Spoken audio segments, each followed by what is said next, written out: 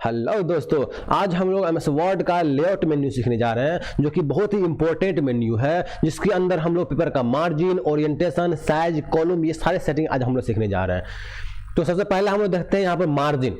Layout menu के अंदर पहले देखते हैं मार्जिन। मार्जिन से हम लोग अपने पेपर के चारों ओर लेफ्ट में, राइट में, टॉप में, बॉटम में खाली जगह छोड़ने का काम करते हैं। मार्जिन के अंदर आइएगा, यहाँ पर आपको दिखा देगा last, custom, normal, narrow, moderate. तो जो भी आपको लेना हो यहाँ से ले सकते हैं, या नहीं तो अगर आप चाहते हैं कि हम अपने अनुसार कस्टमाइज करें तो यहाँ पर कस्टम मार्जिन दिया हो, कस्टम मार्जिन में आइएगा और आपके सामने जो है पेज सेटअप खुल जाएंगे। इस पेज सेटअप के अंदर जो आपको सेटिंग करना हो यहाँ पर सेटिंग कर सकते हैं कि टॉप में मुझे 0.2 छोड़ना है, टैब से अगले बॉक्स में आइए, बॉटम में 0.2 छोड़ना है, टैब से अगले बॉक्स में आइए, लेफ्ट में 0.5 छोड़ना है, टैब से अगले बॉक्स में आइए, उसके बाद राइट में 0.2 छोड़ना है। तो इस तरह आप मार्जिन को छोड़ सकते हैं। और उसके नीचे दिया गटर पोर्शन। गटर होता क्या है, हम लोग जो अपन डॉक्यूमेंट तैयार करते हैं और डॉक्यूमेंट मान लीजिए 100-200 पेज का हो गया, और 100-200 पेज को प्रिंट करने के बाद जब हम लोग उसको सिलते हैं या बाइंडिंग करते हैं, तो जैसे भी बाइंडिंग करना हो, एक कॉपी खरीदते हैं तो कॉपी में देखते होंगे कि बाइंडिंग क्या हुआ कॉपी आता है, जो वाइट से बाइंडिंग किए हुए रहते हैं।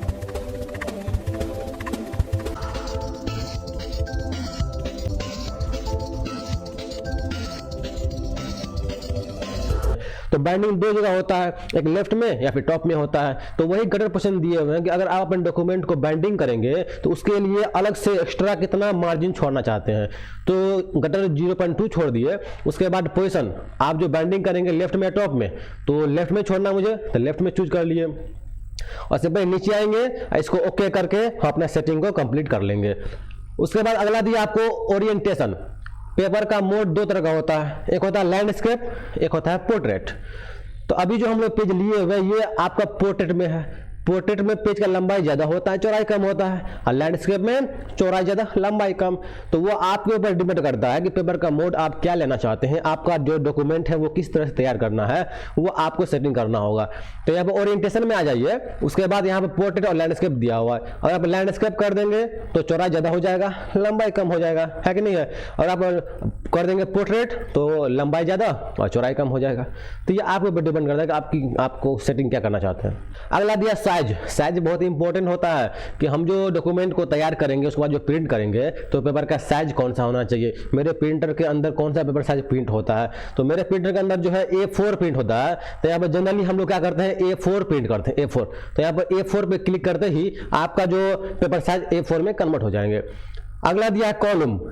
कि हम जो डॉक्यूमेंट तैयार करते हैं तो डॉक्यूमेंट के अंदर किसी भी टेक्स्ट को अगर 2 कॉलम में कन्वर्ट करना हो, 3 कॉलम में करना हो, तो उसके लिए पहले हम लोगों को टेक्स्ट लिखना पड़ेगा। तो टेक्स्ट लिखने का फॉर्मूला हम जो है एक वीडियो बता चुके हैं। जो वीडियो का आप नहीं देखे हुए तो आई बटन पर लिंक मिल रहा है आपको ऊपर में, उसमें आप वीडियो देख सकते हैं, जो कि पूरा एमएस वर्ड के बारे में जो इंपॉर्टेंट चीज़ है उसमें कवर किए हुए हैं। तो आप जरूर जाकर देख लीजिएगा। तो इक्वल टू करते हैं, RAND रैंड करते हैं, ब्रैकेट को ओपन और क्लोज करते हैं। माइक्रोसॉफ्ट की तरफ से एमएस वर्ड के अंदर प्रैक्टिस करने के लिए कुछ ट्रिक दिए हुए हैं, जिसको फॉलो करके एंटर करके आप जो है प्रैक्टिस करने के लिए खासतौर से इस टेक्स्ट को ला सकते हैं, कंटेंट को ला सकते हैं, और इसके ऊपर आप अच्छे से प्रैक्टिस कर सकते हैं। तो जिस भी पैराग्राफ को आपको कॉलम में कन्वर्ट करना हो उसको सिंपली सेलेक्ट कर लीजिए। सेलेक्ट करने के बाद आपको कॉलम में आना है। कॉलम में यहाँ पे देखिए 1, 2, 3 हर तरह आपको कॉलम मिल जाएंगे। तो जो आपको सेटिंग लेना है वहाँ पे सेटिंग ले सकते हैं। तो मुझे जो है अपने कंटेंट को 2 कॉलम में करना है। यहाँ पर 2 पर क्लिक करते ही आपका जो कंटेंट है, आपका जो पैराग्राफ है, 2 कॉलम में डिवाइड हो जाएगा। ठीक है दोस्तों।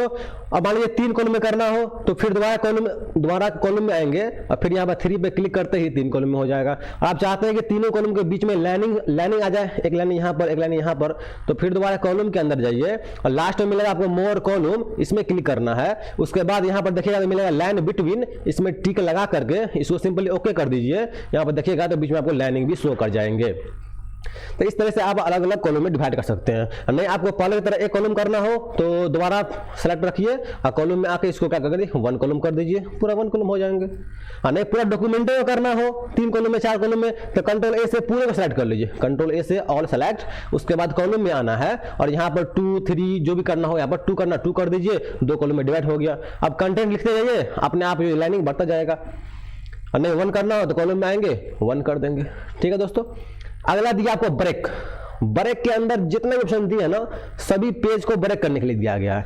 कि पहला दिया है पेज ब्रेक कर सकते हैं। पेज ब्रेक देखिए, अगर मान लीजिए आपका जो कर्सर है वो यहाँ पर है, आप चाहते हैं कर्सर के नीचे जो भी टेक्स्ट लिखा हुआ उसको अगले पेज में भेज दें, मतलब पेज को वहीं से ब्रेक कर दें, तोड़ दें, तो वहां पर क्लिक कर दीजिए। अब ब्रेक के अंदर आने के बाद कर दीजिए आप पेज ब्रेक, तो देखिएगा तो वहां से जो है आपका टेक्स्ट ब्रेक होकर के अगले पेज में कन्वर्ट हो गया। कंट्रोल जेड से अंडू कर दीजिए, पहले तरह ठीक हो जाएगा। अगला दिया हुआ आपको ब्रेक के अंदर यहाँ पर कॉलम ब्रेक। कॉलम ब्रेक करता क्या है कि अगर आपने डॉक्यूमेंट को अपने पैराग्राफ डॉक्यूमेंट के अंदर अपने पैराग्राफ को 2 कॉलम या फिर 3 कॉलम में डिवाइड किए हुए हैं और अपने टेक्स्ट को एक कॉलम से दूसरे कॉलम में ट्रांसफर करना हो यानी कि ब्रेक करना हो, तो उसके लिए आप ब्रेक के अंदर कॉलम ब्रेक का यूज कर सकते हैं। तो पहले हम लोग कंट्रोल ए से ऑल सेलेक्ट करते हैं और कॉलम में आकर के 2 कॉलम कर दिए, 2 कॉलम कर दिए। अब यहाँ पर देखिएगा तो यहाँ पर मेरा कंटेंट जो है 2 कॉलम में आ चुके हैं।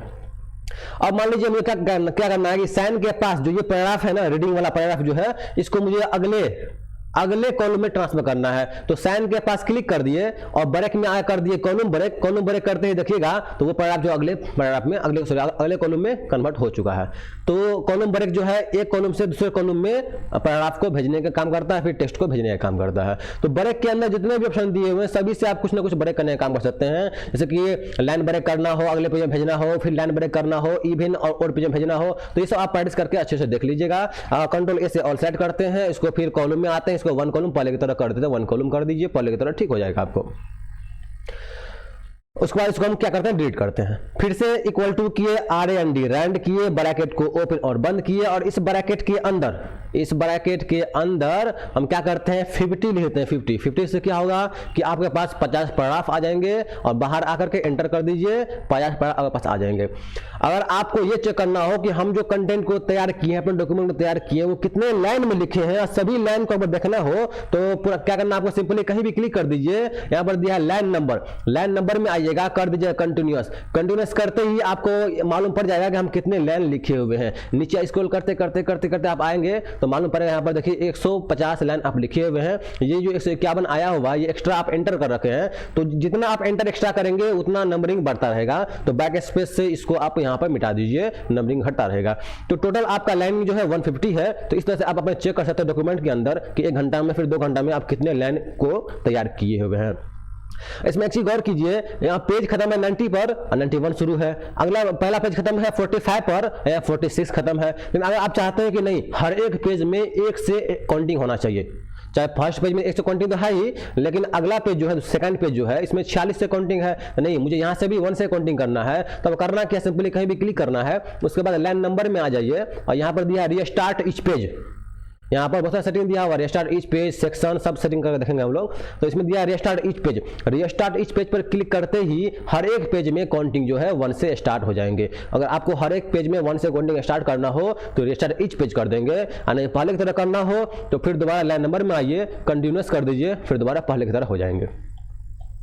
अगला दिया आपको यहाँ पर रीस्टार्ट ईच सेक्शन। अगर आप चाहते हैं कि हम जहाँ पर क्लिक करेंगे वहीं से 1 से शुरू होना चाहिए, है कि नहीं है। एक डायलॉग सुने होंगे कि लाइन कितना बड़ा क्यों नहीं हो, जहां से हम खड़े होंगे वहीं से लाइन शुरू होना चाहिए। तो वही हाल यहां पर होता है कि अगर आप 50 के पास क्लिक किए हुए हैं और 51 से 51 नहीं होना चाहिए, 1 से शुरू होना चाहिए, तो वहां पर क्लिक कर दीजिए और लाइन नंबर में जाकर करना क्या है, रीस्टार्ट इस सेशन पर क्लिक कर देना है। रीस्टार्ट इस सेशन में क्लिक करने के बाद एक सेटिंग और करना है, उसके ऊपर ब्रेक के अंदर आना है, कंटिन्यूअस पर क्लिक करते ही 1 से काउंटिंग शुरू हो जाएंगे।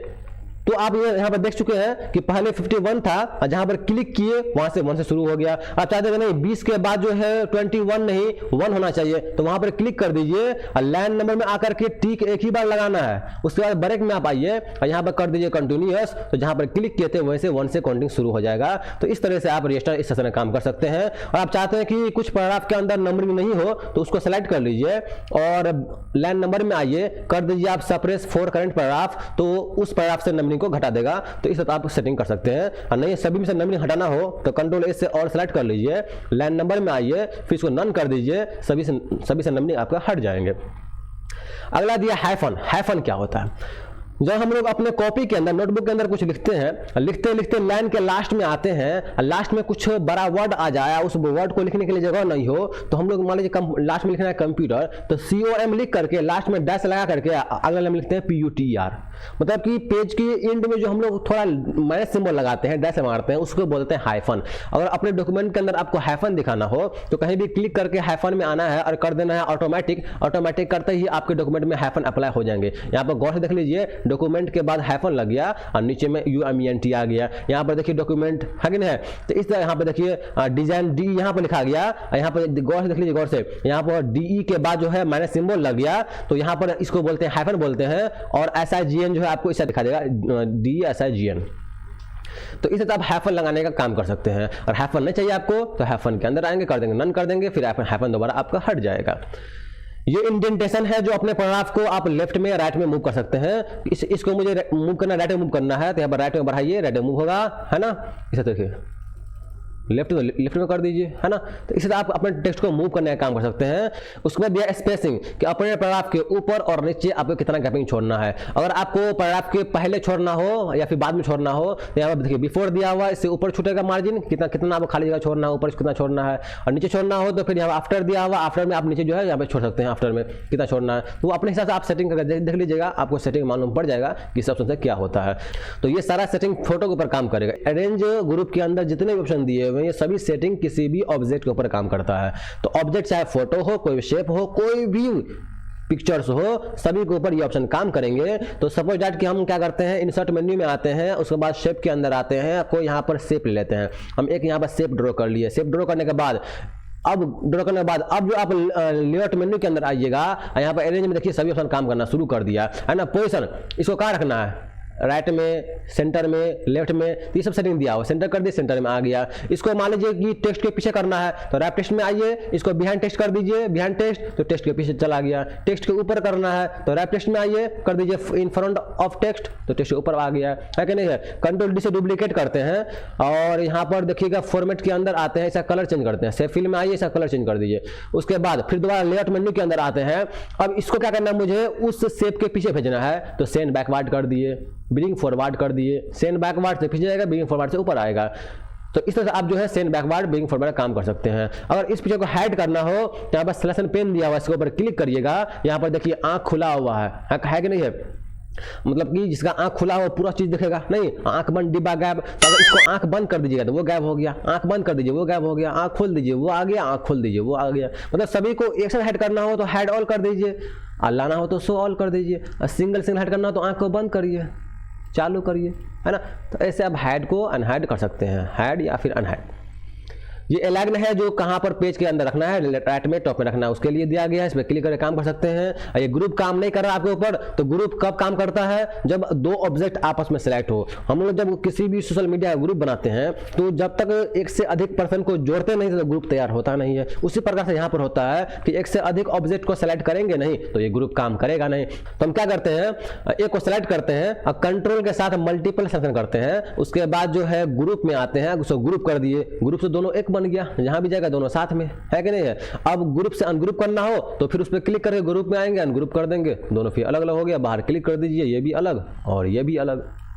इसको रोटेट करना हो, घुमाना हो तो रोटेट ऑप्शन यहाँ भी दिया हुआ है, यहाँ पे क्लिक करके इसको घुमा सकते हैं, इस एंगल में या फिर उस एंगल में कर सकते हैं। या नहीं तो ऊपर आपको ऑप्शन दिया वो रोटेट, कितना एंगल में घुमाना है, 90 डिग्री, या नहीं तो वर्टिकल करना है, या नहीं तो फिर दोबारा ठीक करना है तो फिर दोबारा राइट कर दीजिए, है ना। तो ऐसे आप इसको रोटेट कर सकते हैं। तो ये सभी सेटिंग हम लोग कहाँ पर सीख लिए, लेआउट मेन्यू के अंदर सीख लिए। जो सभी सेटिंग आप अच्छे से प्रैक्टिस करके देखिएगा। अगर आपको किसी और मेन्यू पर वीडियो चाहिए तो कमेंट बॉक्स में जरूर लिखिएगा। अगर वीडियो पसंद आया हो, उम्मीद है कि वीडियो पसंद आया ही होगा, तो लाइक, सब्सक्राइब और दोस्तों के साथ शेयर करना मत भूलिएगा। धन्यवाद।